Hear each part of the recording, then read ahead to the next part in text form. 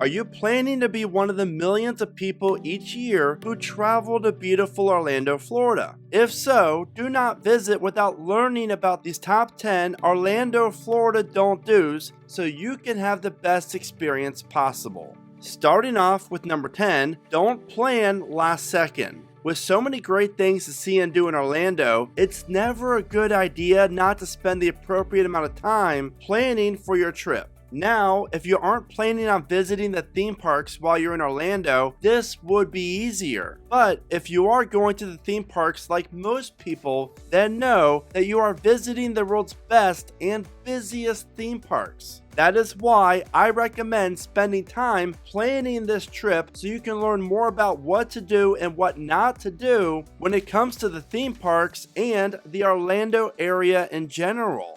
Number 9, don't forget to spend time looking for deals. Orlando is an expensive place. I'm not going to lie to you about that. But there are deals to be found, and you just have to look for them. While some deals will not work out for you, at least you spend some time looking for ways to save some money. Now, if you're not already following Travel Guides USA on X, formerly Twitter, then be sure to do so, and you will find the link to my page in the description of this video. Number 8, don't miss out on visiting in the fall. Out of every other time of the year, this is my personal favorite time to visit Orlando. The weather is cooler, weekdays at the theme parks are not usually packed, and the beach and pool water are still warm. It's also hard to go wrong with the awesome fall and Halloween events that the theme parks in Orlando offer. From Universal's Halloween Horror Nights to SeaWorld Orlando's Howl-O-Scream, if you love being scared in haunted houses, then why not visit the best ones in the world? For those of you who do not like to be scared, you will find some great family fall events that are held at SeaWorld Orlando and the Magic Kingdom.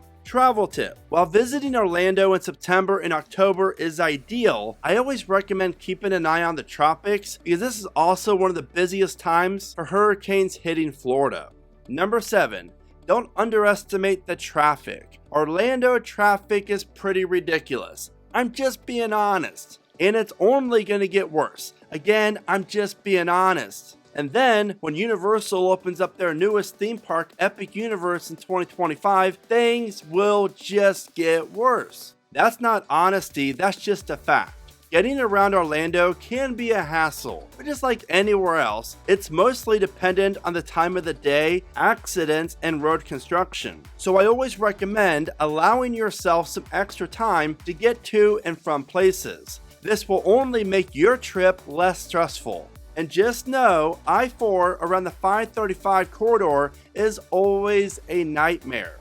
Number 6, don't pass up on visiting the beach. Most people don't realize how close Orlando is to the beach. If you're willing to spend about an hour in the car, then I recommend checking out Cocoa Beach. This well-known beach is awesome and is located east of Orlando and makes for a great day trip since it's about an hour away. Travel tip: Cocoa Beach also offers some amazing restaurants that I recommend trying when you visit. If you want to check out the best beach in Florida, then you have to head over to St. Pete's Fort DeSoto. This beach offers the clearest water around and is around 2 hours from Orlando. Either way, a day at the beach is the perfect way to relax and cool off in the water. Which brings me to how spending a day at the beach ties into this next Orlando don't do. Number 5, don't forget to have some downtime. While your vacation in Orlando, Florida will be one of your favorite ones ever, it will also be one of your busiest. Look, I know there are a lot of things that you want to see and do in Orlando. I get that. And you are probably thinking that since you're already spending the money and time to visit Orlando, you might as well try to see and do as many things as possible. But I recommend not having that approach and allowing yourself to have some downtime at the pool or even the beach, instead of being go, go, go. Seriously, there is not a better way to recharge than spending an afternoon at the beach or the pool so you can just relax. And trust me on this, a little relaxing is never a bad thing. And here's one more thing. I always recommend planning your down day near the middle of your Orlando vacation if possible. Travel tip: while you're in Orlando, you're going to be doing a ton of walking. So I recommend wearing some comfortable shoes. This way your feet will not hate you. Also, it's always good to stay hydrated and be sure to bring sunscreen. Seriously, that sun is no joke.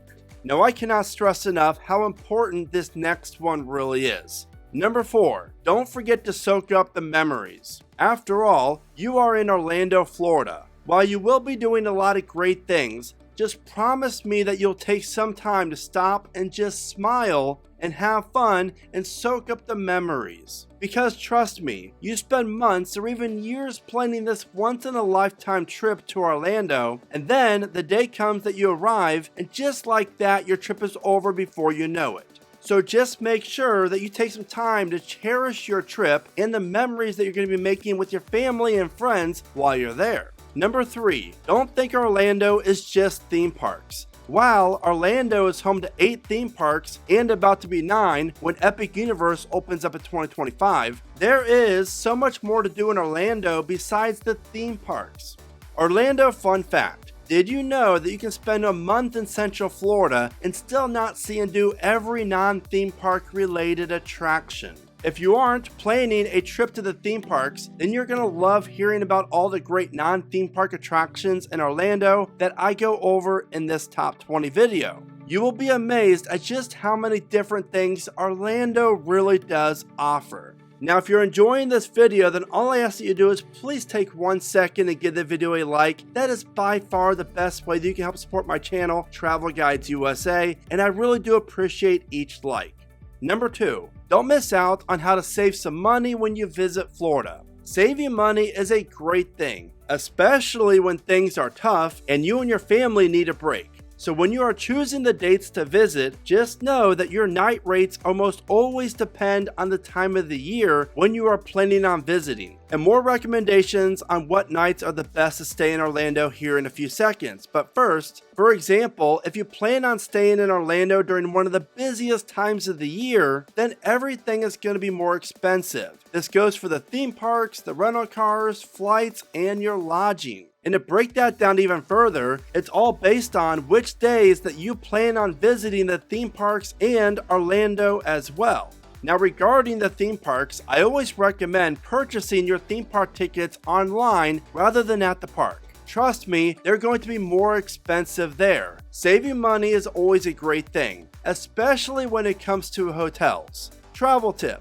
Staying somewhere on a Friday or Saturday night is always going to be more expensive than the other 5 nights of the week. So if you're planning your Orlando vacation for 5 nights, then try for a Sunday through Friday trip. And to educate you more on when the best times to visit Orlando and the theme parks, then you're going to want to check out this video right here. And for your convenience, you can find a link to it in the description of this video. Now it's time for the number 1 Orlando don't do, and that is don't plan your trip around the last 2 weeks of December. This is by far the most important tip that you'll ever learn about visiting Orlando. There is a reason why the last 2 weeks of the year are called Hell Weeks, especially the week between Christmas and New Year's. Let me ask you this, why spend a crazy amount of money for it to be wasted and standing in long lines, traffic, and crowds everywhere? During these 2 weeks, especially the one from Christmas to New Year's, the theme parks are at near capacity, traffic is a nightmare, hotel rates are through the roof, and you're going to spend hours and hours waiting in line for the attractions. I really hope that you take my advice,